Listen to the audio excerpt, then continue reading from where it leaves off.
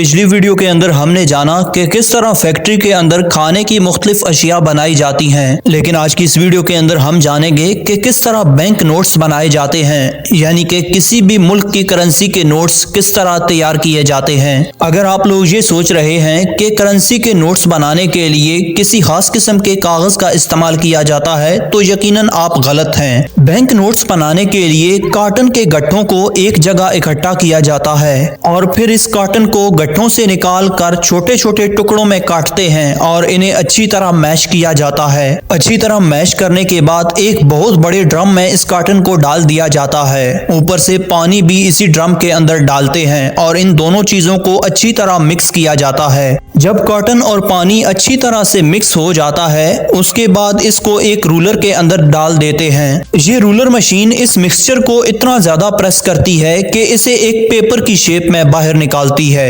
इस अमल को कई बार रिपीट किया जाता है ताकि वो स्मूथ और ठोस हो जाए और जो इजाफी पानी इसमें हो वो भी निकल जाए। इस तरह कॉटन की मदद से शीट तैयार कर ली जाती है। अब मरहला आता है इस शीट के अंदर वाटर मार्क ऐड करने का। जैसा कि पाकिस्तानी करेंसी के किसी भी नोट के अंदर कायदे आजम की छोटी सी तस्वीर और उस नोट की मालियत का वाटर मार्क देख सकते हैं। ये वाटर मार्क पेपर प्रिंट होने से पहले ही डाल दिया जाता है और वाटर मार्क डालने का मकसद एक ही होता है कि असली और नकली नोट में फर्क किया जा सके। पूरे पेपर रोल पर वाटर मार्क डालने के बाद उसको एक रोलर के अंदर रोल किया जाता है और फिर उसी रोलर में से थोड़े से पेपर को टेस्ट के लिए ले लेते हैं। बाद में उस पेपर की क्वालिटी को भी चेक किया जाता है। क्वालिटी इंस्पेक्टर ये अच्छी तरह से चेक करता है कि इसमें क्या क्या कमी है, यानी वाटर मार्क वगैरह सब सही है। बड़े रोल की क्वालिटी पास होने के बाद इसे 3 छोटे छोटे रोल में काट लिया जाता है।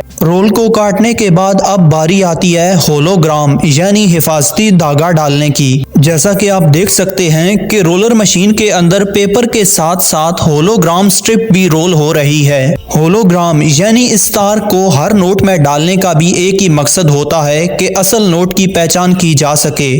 तार डालने के बाद नोट का एक बार फिर से विजुअल इंस्पेक्शन होता है। इसमें क्वालिटी ऑफिसर कंप्यूटर के अंदर बड़ी ही बारीक बीनी के साथ होलोग्राम एंड वाटरमार्क को चेक करता है। ऑफिसर जब इस बड़ी शीट को पास कर देता है तो इसे छोटी छोटी शीटों में काट लिया जाता है। इन्हीं छोटी छोटी शीटों पर बाद में प्रिंटिंग की जाती है। अब ये शीट्स प्रिंटिंग के लिए जा रही हैं। जैसा कि आप स्क्रीन पर देख रहे हैं कि एक एम्प्लॉय शीट्स प्रिंटिंग मशीन में डाल रहा है। बाद में ये शीट्स मशीन से निकलकर एक एक करके आगे जाएंगी और प्रिंटिंग का अमल शुरू हो जाएगा। इस मशीन ने शीट्स को ऐसे आगे भेजा जैसे इनके अंदर कोई कट ही नहीं है और जैसे चादर बना दी हो इन शीट्स की। अब बारी आती है ऑफसेट प्रिंटिंग की और यहाँ अलग अलग जगहों पर अलग अलग रंग डाले जाते हैं, यानी एक ही जगह पर सब चीजें प्रिंट नहीं होती। जैसा कि आप देख सकते हैं कि मशीन कितनी तेजी से इन शीट्स को प्रिंट कर रही है और चंद ही मिनटों में पूरे बंडल को प्रिंट करके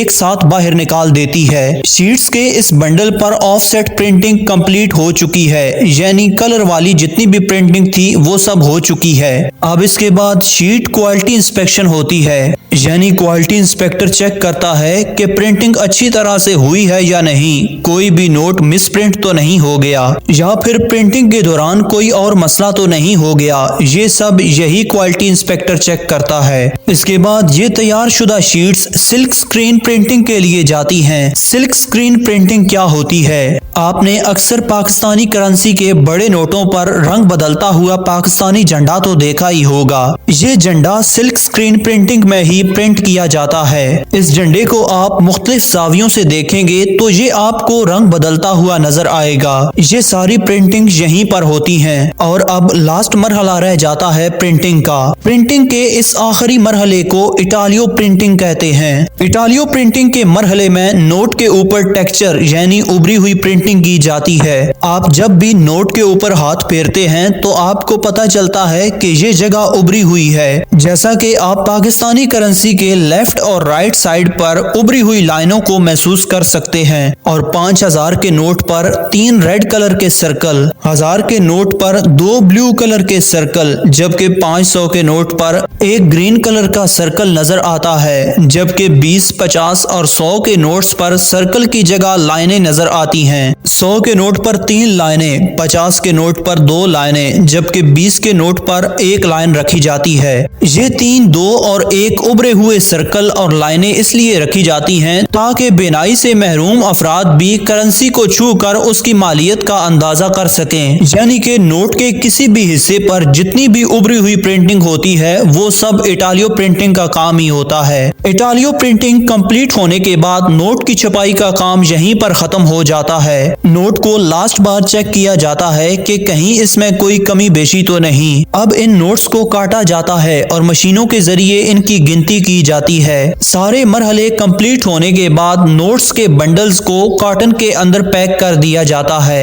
इस वीडियो में आपको दिखाया गया है कि बैंक का नोट कैसे छपता है और बिल्कुल इसी तरीके के साथ ही पाकिस्तानी करेंसी के नोट भी छापे जाते हैं। करेंसी की बात हो ही रही है तो लगे हाथों ये भी जान लेते हैं कि करेंसी कॉइन्स यानी सिक्के कैसे तैयार किए जाते हैं। लेकिन उससे पहले आपको ये बता देते हैं कि इन सिक्कों की तारीख क्या है और सबसे पहले इन सिक्कों को किस कौम ने इस्तेमाल किया था। कहते हैं कि आज से 5000 साल पहले कदीम चीन में सिक्कों की जगह शेल को इस्तेमाल किया जाता था। लोग अपने जानवर और अनाज वगैरह हुकूमत के पास जमा करवाते थे और बदले में इनको शेल्स दे दिए जाते थे। लेकिन वो सिक्के जो आज हम इस्तेमाल करते हैं इनकी कदीम तारीख आज से 2600 साल पुरानी है। आज जहाँ टर्की है यहाँ पर एक कौम रहती थी जिन्हें लाइडियन कहा जाता था। यही वो लोग हैं जिन्होंने तारीख के सबसे पहले सिक्के बनाए थे।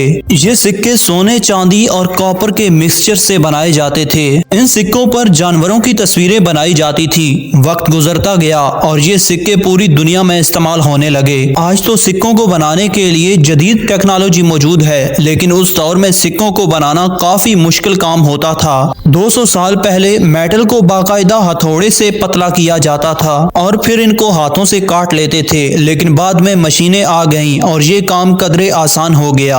अब चूंकि मशीनें आ चुकी हैं तो सिक्के बनाने का प्रोसेस भी तब्दील हो चुका है। लेकिन आज सिक्के बनाए कैसे जाते हैं चलिए आपको वो भी बताते हैं। सिक्के बनाने के लिए सबसे पहले 1200 डिग्री सेंटीग्रेड में तपती हुई भट्टी के अंदर स्टेनलेस स्टील और आयरन वगैरह डाले जाते हैं। जब इन चीजों का मिक्सचर इस भट्टी के अंदर लिक्विड फॉर्म में हो जाता है तो इसे बाहर निकाला जाता है। बाहर निकालकर इसे एक मशीन के अंदर डालते हैं। ये मशीन इस पिघली हुई धात को एक लंबी सलाख की शेप दे देती है। इसकी ऊंचाई 4 सेंटीमीटर और चौड़ाई 12 सेंटीमीटर होती है। उसके बाद इस लंबी सलाख को एक और मशीन के अंदर डाला जाता है जो कि इसे छोटी छोटी सलाखों में काट देती है। इसके बाद इन छोटी सलाखों को एक और मशीन से गुजारा जाता है। ये मशीन इन छोटी सलाखों को प्रेस करके बारीक शीट की सूरत में बाहर निकालती है। इस अमल को तब तक रिपीट किया जाता है जब तक इसकी मोटाई 0.4 सेंटीमीटर ना हो जाए। इसके बाद इस तैयार शुदा शीट को ब्लैंकिंग मशीन के अंदर डाला जाता है।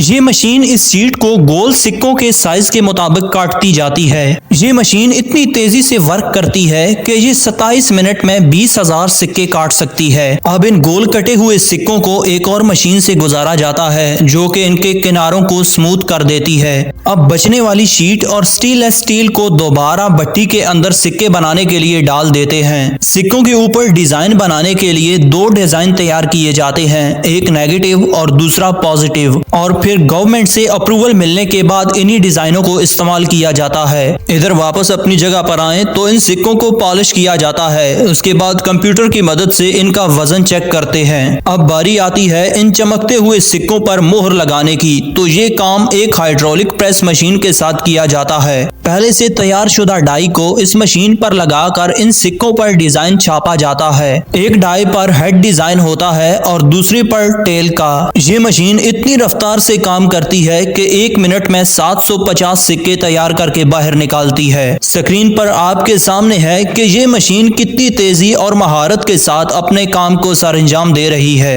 काम तो सारा कंप्लीट हो गया, लेकिन अभी इन सिक्कों की क्वालिटी चेक की जाती है कि कहीं कोई चीज मिस प्रिंट तो नहीं हुई। इसके बाद इन सिक्कों को मशीन की मदद से गिनते हैं और इन्हें एक मशीन के साथ पैक कर दिया जाता है। और आखिरी मरहले में फैक्ट्री इन सिक्कों को स्टेट बैंक रवाना कर देती है, जिसके बाद ये सिक्के आपकी और हमारी पॉकेट में आते हैं। नाजरीन, ये थी हमारी आज की वीडियो। उम्मीद करते हैं कि आपको ये वीडियो भी पिछली वीडियोस की तरह पसंद आई होगी। वीडियो को लाइक, कमेंट और दोस्तों के साथ शेयर करना भी ना भूलिएगा। और अगर आप हमारे चैनल फटाफट जानो पर नए हैं तो चैनल को सब्सक्राइब जरूर से कर दीजिए। मिलते हैं बहुत जल्द एक और इंटरेस्टिंग वीडियो के साथ।